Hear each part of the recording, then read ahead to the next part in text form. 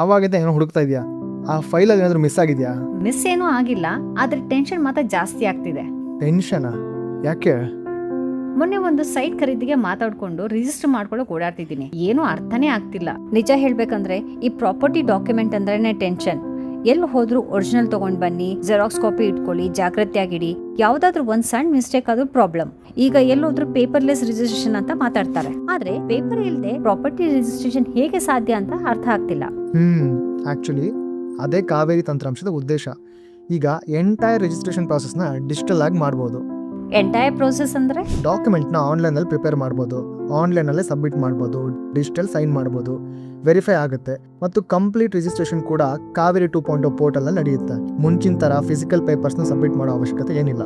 Applicant ಡಾಕ್ಯುಮೆಂಟ್ನ ಆನ್ಲೈನಲ್ಲಿ upload ಮಾಡ್ತಾರೆ, ಆಮೇಲೆ ಎಲ್ಲ ಪಾರ್ಟೀಸ್ ಡಿಜಿಟಲ್ ಸಿಗ್ನೇಚರ್ ಮೂಲಕ ಎಕ್ಸಿಕ್ಯೂಷನ್ ಕಂಪ್ಲೀಟ್ ಮಾಡ್ತಾರೆ.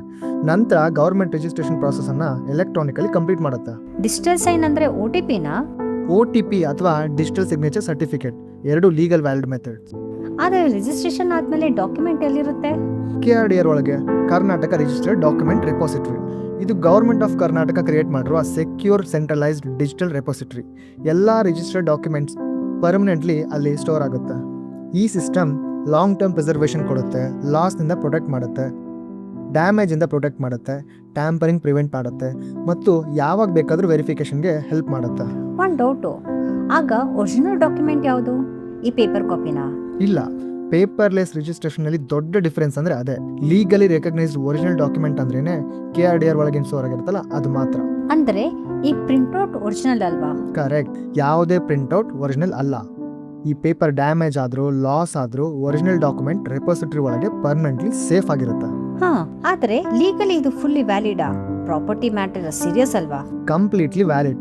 ಪೇಪರ್ಲೆಸ್ ರಿಜಿಸ್ಟ್ರೇಷನ್ ಆಕ್ಟ್ 1908 ಮತ್ತು ಇನ್ಫಾರ್ಮೇಶನ್ ಟೆಕ್ನಾಲಜಿ ಆಕ್ಟ್ 2000 ಅಡಿಯಲ್ಲಿ ಲೀಗಲಿ ಸಪೋರ್ಟೆಡ್ ಆಗಿರುತ್ತೆ. ಡಿಜಿಟಲ್ ಸಿಗ್ನೇಚರ್ ಮತ್ತು ಹ್ಯಾಂಡ್ ರಿಟನ್ ಸಿಗ್ನೇಚರ್ ಎರಡಕ್ಕೂ ಸೇಮ್ ವ್ಯಾಲ್ಯೂನಾ?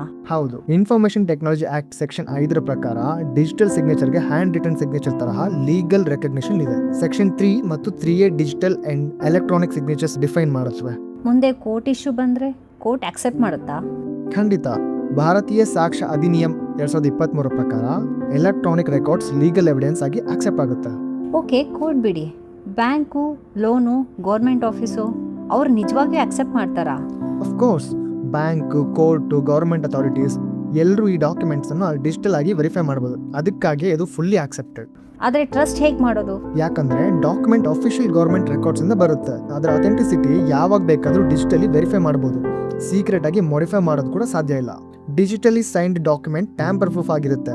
ಸೈನ್ ಆದ್ಮೇಲೆ ಏನಾದರೂ ಚೇಂಜ್ ಮಾಡಿದ್ರೆ ಸಿಗ್ನೇಚರ್ ಇಮಿಡಿಯೇಟ್ಲಿ ಇನ್ವ್ಯಾಲಿಡ್ ಆಗುತ್ತೆ. ಹಾನೆಸ್ಟ್ಲಿ ಫೈಲ್ ಇಟ್ಕೊಂಡು ಓಡಾಡೋದಕ್ಕಿಂತ ಇದು ತುಂಬಾ ಸೇಫ್ ಅನ್ಸುತ್ತೆ. ಅದಕ್ಕಾಗಿಯೇ ಈ ಸಿಸ್ಟಮ್ ಇವತ್ತಿನ ಕಾಲಕ್ಕೆ ತುಂಬಾ ಇಂಪಾರ್ಟೆಂಟ್.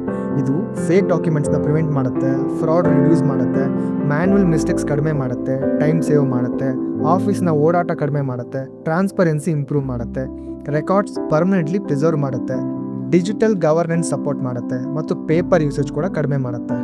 ಅಂದ್ರೆ ಈ ಪೇಪರ್ ಟೆನ್ಷನ್ ಎಲ್ಲ ಕೊನೆಗಾಣಬಹುದು. ಅದೇ ಪೇಪರ್ಲೆಸ್ ರಿಜಿಸ್ಟ್ರೇಷನ್ನ ಉದ್ದೇಶ ಕೂಡ.